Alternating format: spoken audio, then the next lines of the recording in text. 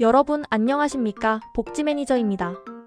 요즘 뉴스를 틀면 하루가 멀다 하고 정년 연장 이야기가 쏟아져 나옵니다. 우리 시니어 세대에게는 얼마나 반가운 소식입니까? 저도 사실 마음속으로 쾌재를 불렀습니다. 제 나이 60을 넘기고도 몇 년 더 일할 수 있다면 노후 준비가 한결 수월해질 테니까요. 얼마 전 동창회에 나갔더니 다들 이 문제로 이야기꽃을 피우더군요.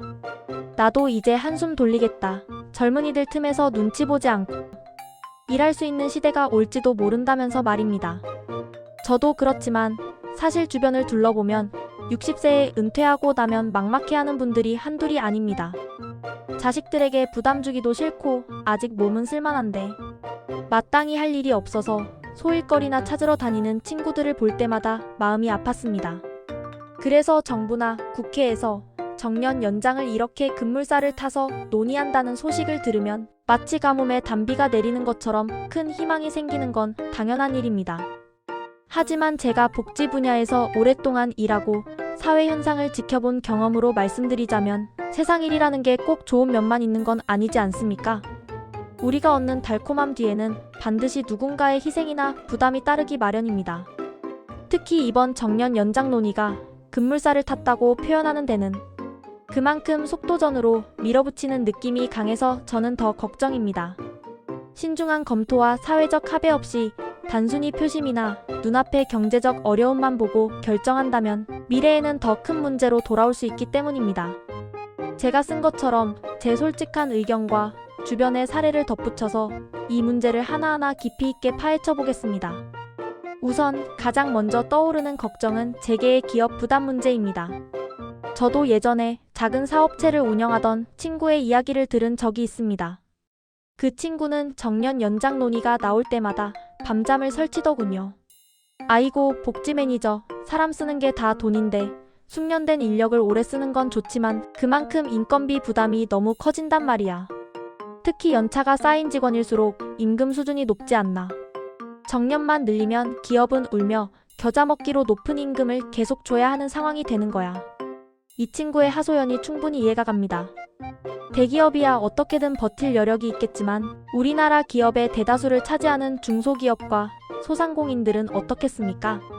높은 인건비 부담은 곧 기업의 경쟁력 약화로 이어질 수밖에 없습니다. 특히 임금 피크제 같은 제도를 손보지 않고 단순히 정년만 늘린다면 기업은 고정 비용 지출에 허덕이게 됩니다. 그럼 기업들이 어떤 선택을 하게 될까요? 구조조정을 하거나 아니면 투자를 위축시키는 방향으로 가게 될 가능성이 매우 높습니다. 제 친구처럼 현실적인 어려움에 직면한 사업주들은 새로운 설비에 투자하거나 신기술 개발에 자금을 투입하기보다는 당장의 인건비 지출을 메꾸기 위해 허리띠를 졸라맬 수밖에 없습니다. 이 투자가 위축되는 문제는 단순히 그 기업만의 문제가 아닙니다. 새로운 투자가 줄어든다는 것은 곧 미래 성장 동력이 약해진다는 뜻이고 결국 국가 경제 전체의 활력이 떨어지는 결과로 이어집니다. 제가 젊었을 때는 기업들이 끊임없이 새로운 공장을 짓고 새로운 시장을 개척하며 활기차게 움직였던 기억이 생생합니다. 그런데 요즘은 그런 역동성이 많이 사라진 것 같아서 안타깝습니다. 어쩌면 정년 연장이라는 좋은 취지의 정책이 기업의 부담을 가중시켜 결과적으로 경제 전체의 침체를 불러오는 부메랑이 될 수도 있다는 생각에 가슴이 답답해집니다. 물론 숙련된 노동력을 잃지 않고 기업이 활용할 수 있다는 긍정적인 면도 분명히 있습니다. 저희 세대는 한 분야에서 수십 년을 일해온 장인 정신을 가지고 있으니까요. 하지만 기업 입장에서 볼 때 그 숙련도에 합당한 고임금을 계속 지불해야 하는 상황이라면 그 숙련도를 대체할 수 있는 자동화 시스템이나 인공지능 같은 새로운 기술에 투자하는 것이 오히려 장기적으로 더 이득이 될 수 있다는 계산을 할 수도 있습니다. 이렇게 되면 정년 연장이 오히려 기술 투자를 가로막는 것이 아니라 기업들이 더 빠르게 인력을 기계로 대체하려는 움직임을 가속화시키는 역설적인 상황이 발생할 수도 있습니다.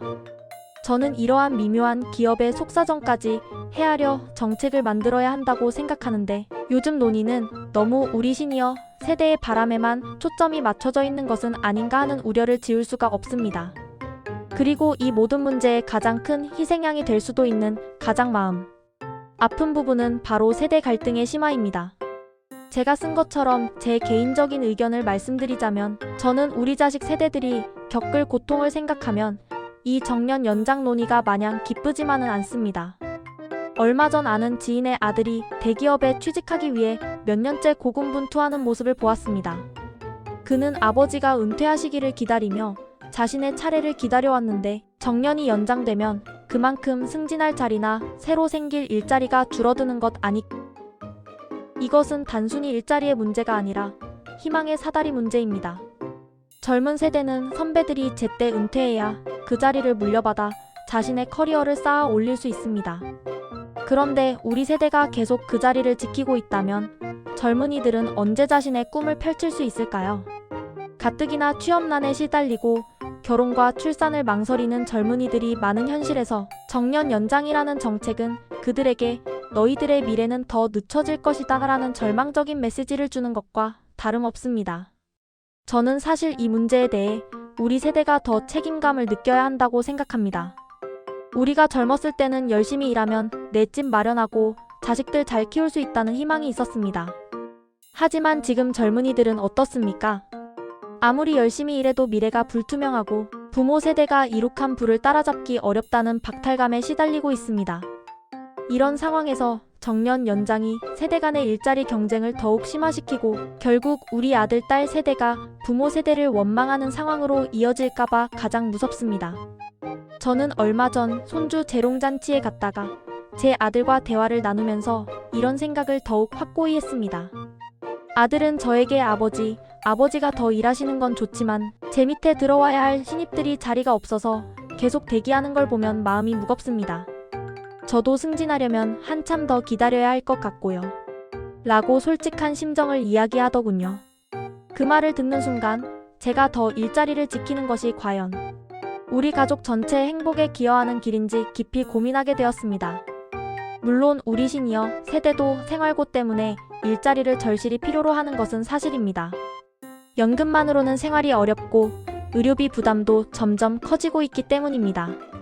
저도 제 아내와 오랫동안 노후 계획을 짜면서 연금 외에 현역으로 일할 수 있는 기간을 최대한 늘려야겠구나라고 결론 내렸었습니다.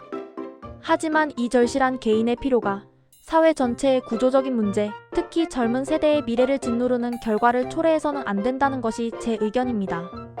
결국 정년 연장은 해야 한다, 하지 말아야 한다의 이분법적인 문제가 아닙니다. 어떻게 할 것인가가 중요합니다. 기업 부담을 줄이면서도 시니어의 노동 의욕을 살릴 수 있는 유연한 임금 체계 개편이 선행되어야 합니다. 임금 피크제가 실질적으로 작동하지 않거나 시니어 인력의 가치를 제대로 인정하지 못하는 지금의 구조를 뜯어고쳐야 합니다. 또한 단순히 기존의 정년을 연장하는 것 외에 고령자가 적합한 직무를 찾을 수 있도록 정부 차원에서 새로운 일자리를 개발하고 직업 훈련을 대폭 확대해야 합니다. 제가 정말 중요하게 생각하는 것은 사회적 대타협입니다. 정년 연장이라는 정책이 성공하려면 우리 시니어 세대와 젊은 세대, 그리고 기업이 모두 조금씩 양보하고 서로의 입장을 이해해야 합니다. 우리 시니어 세대는 나는 계속 높은 임금을 받으면서 일해야 한다는 고집을 조금 내려놓고 젊은 세대를 위해 일정 부분 희생할 줄도 알아야 합니다. 젊은 세대는 우리 세대가 겪는 노후 불안의 현실을 이해하고 기업은 당장의 인건비 부담을 줄이는 것에만 몰두할 것이 아니라 숙련된 인력을 활용하여 장기적인 기업 가치를 높이는 방안을 모색해야 합니다. 이러한 대타협 과정 없이 단순히 정치적 구호로 정년 연장을 밀어붙이는 것은 결국 모두에게 상처만 남기는 결과를 초래할 것입니다. 저는 복지 매니저로서 항상 우리 시니어 세대의 편에 서서 목소리를 내왔지만 이번 문제만큼은 우리 자녀 세대의 아픔도 외면할 수 없습니다. 제가 개인적으로 아끼는 후배 중에 정말 능력 있고 성실한 친구가 있는데 그 친구가 승진할 때가 지났는데도 계속 제자리에 머물고 있는 모습을 보면 마음이 무너집니다. 그 친구에게는 집을 마련하고 결혼할 중요한 시기인데 선배 세대가 자리를 비워주지 못해 그 친구의 꿈이 늦춰지는 건 아닌지 죄책감마저 듭니다.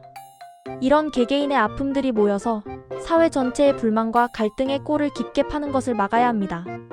결론적으로 정년 연장은 피할 수 없는 시대의 흐름일 수 있습니다.